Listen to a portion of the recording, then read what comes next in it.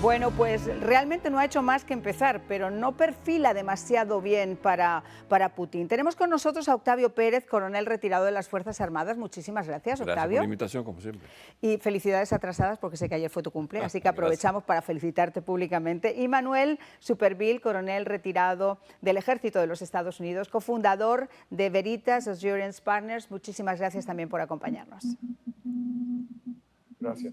Octavio, empiezo que te tengo aquí como a la derecha al padre. Empiezo contigo. La situación empieza a ponerse bastante fea para Putin. La guerra llegó a Rusia. Llegó a Rusia. Cuando te pisan los callos es que finalmente la gente responde.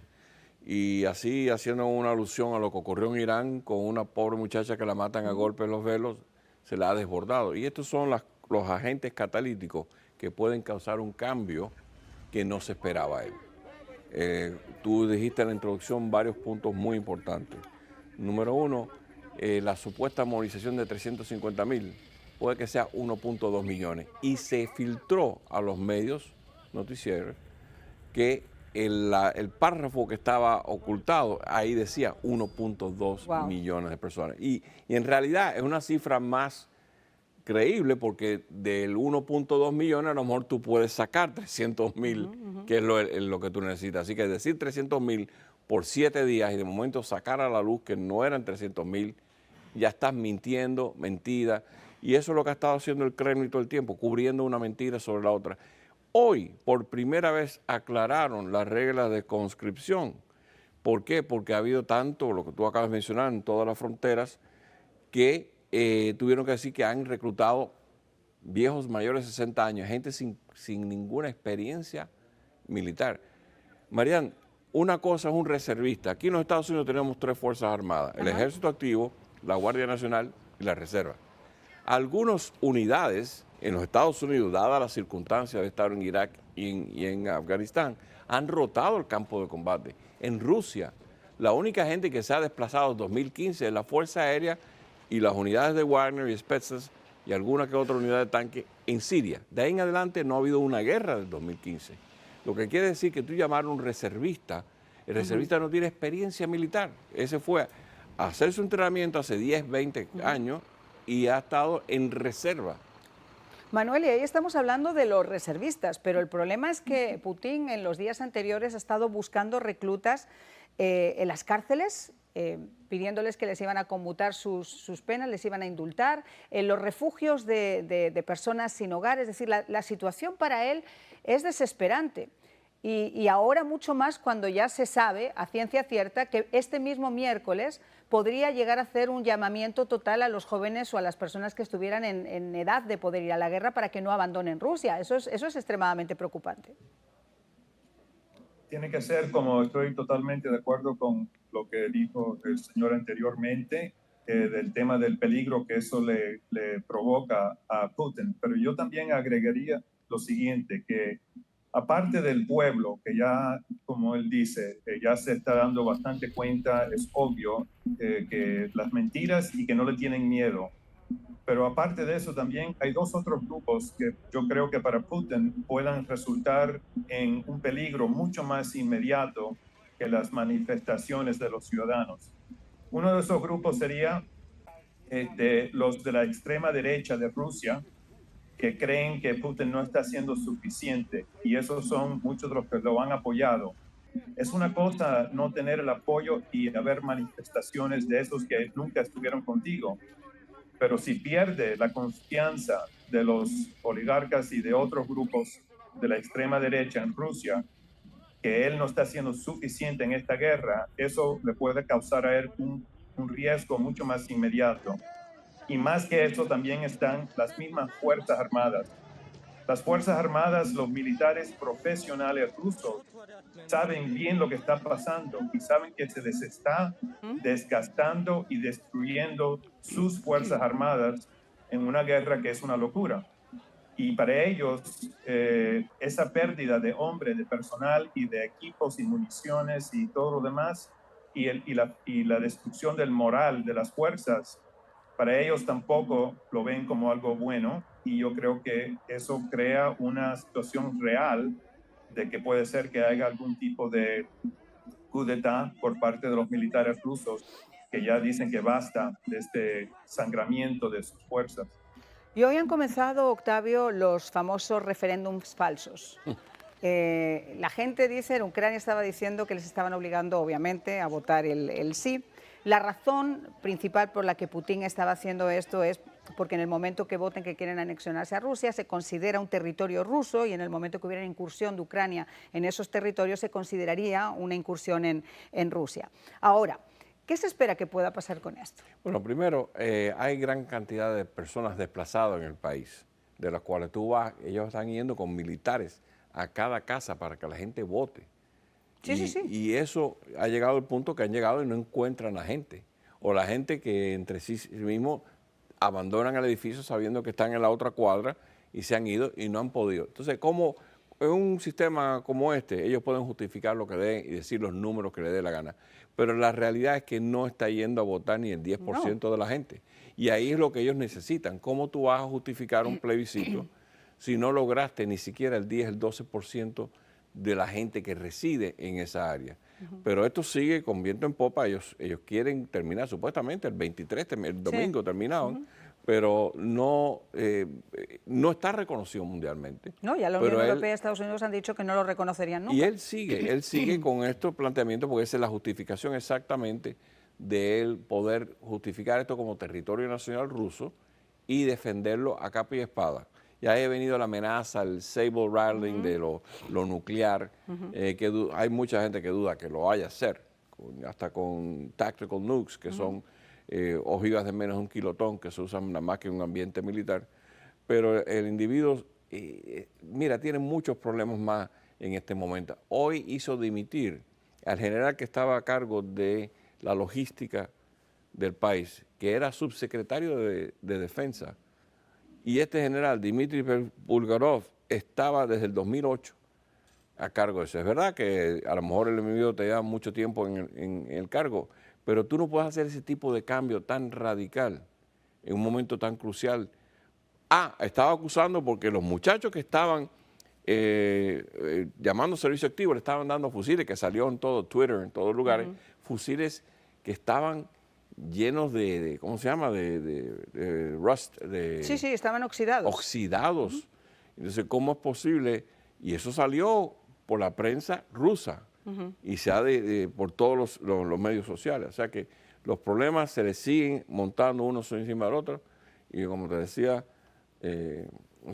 Alfredo, los problemas se le van a seguir poniendo peor porque los de la derecha, mayormente los oligarcas, que ya van 17 que se han sido suicidados, o sea, con asistencia al suicidio, van a decir, tú sabes, esto no. Y ellos son los que están perdiendo dinero, porque ellos son los que tienen las corporaciones multinacionales. Ahora, Manuel, acaba de comentar Octavio un punto que a todos nos erizó obviamente la piel, que fue la amenaza de Vladimir Putin de utilizar las famosas armas nucleares y el apostille de no estoy de farol, quiero decir, lo estoy diciendo en serio, por si alguien no se había enterado, lo estaba diciendo en serio. Ahora, Estados Unidos ha advertido a Rusia seriamente de las horribles, entre comillas, consecuencias que podría tener un ataque con armas nucleares a Ucrania. ¿Qué tienes que decir?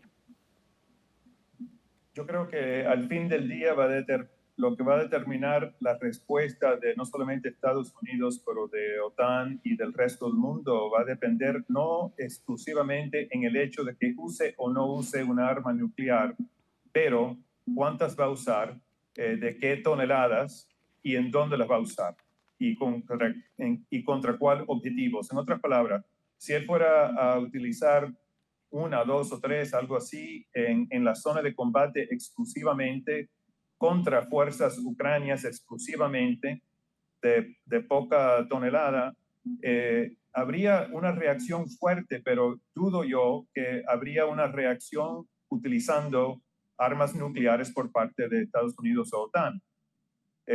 Pero si por otra parte Putin se siente totalmente acorralado, que no tiene escape, y decide como en venganza, vamos a destruir a la ciudad de Kiev, por ejemplo, entonces ahí yo creo que la respuesta sería mucho más fuerte, mucho más grave, que no se debe de excluir que habría algún tipo de reacción también nuclear por parte de las fuerzas aliadas aunque no serían armas intercontinental, serían algo más a nivel táctico.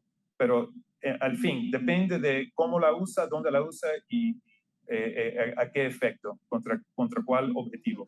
Pues, bueno, antes de la pausa, Octavio, tú querías hacer una intervención. Independiente de lo que te dijo Manuel, que tirarle un objetivo civil en vez de militar, ya eso no puede ni siquiera Xi Jinping defenderlo, porque en la realidad es que tú dispares un arma táctica nuclear a una ciudad, a un campo, esa área es impasable por un sinnúmero de años.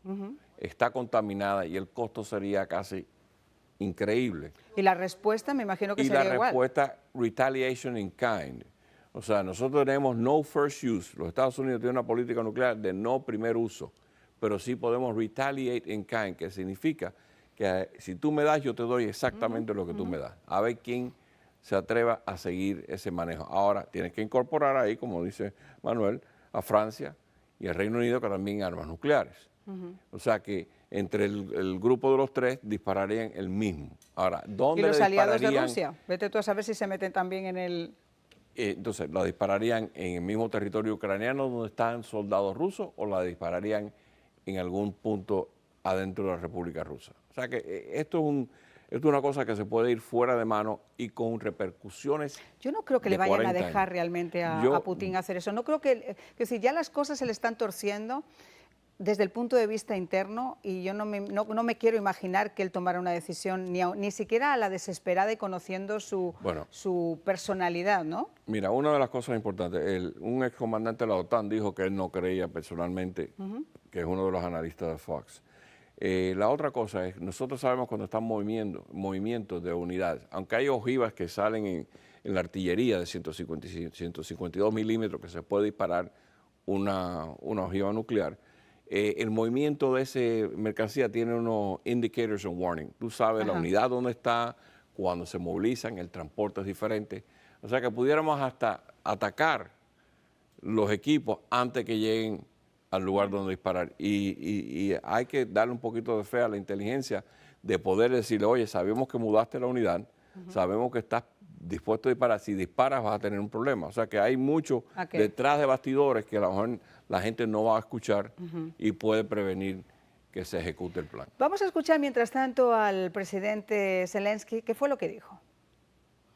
Жорсткі бойові дії Se відбуваються. están produciendo intensos combates en muchas áreas de primera línea que se extienden en un total de más de 2.000 kilómetros. Están en la región de Donetsk, en Kharkiv, en Kherson y también en las regiones de Mykolaiv y Zaporizhia. Tenemos resultados positivos en varias direcciones y pase lo que pase esta semana en Rusia, sean cuales sean los pasos que está planeando el gobierno terrorista, político o militar, la tarea de nuestro Estado, la tarea de Ucrania, no se puede cambiar. Estamos luchando por la vida y la libertad de todos los ucranianos. Bueno, esa es quizá la gran diferencia y lo que marca que unos vayan en avance y otros vayan en retroceso. La diferencia de ese ejército, el ejército ucraniano, no solamente apoyado por Occidente y las armas de Occidente, sino por el espíritu de lucha, el espíritu de querer sacar, y la diferencia con el ejército ruso, que no quiere bajo ninguna consecuencias estar allí, que han desertado, que se han entregado al enemigo, que se ha diezmado por los ataques. Es decir, la situación se le ha complicado muchísimo a Vladimir Putin también en ese campo de batalla por las diferencias de los dos ejércitos. Ahora, yo quisiera que nos mostraran nuestros compañeros esta fotografía. A mí me impactó muchísimo cuando la vi en el día de hoy. Él se llama Mikhailo Yanov, es uno de los 215 prisioneros que fueron intercambiados el 21 de septiembre.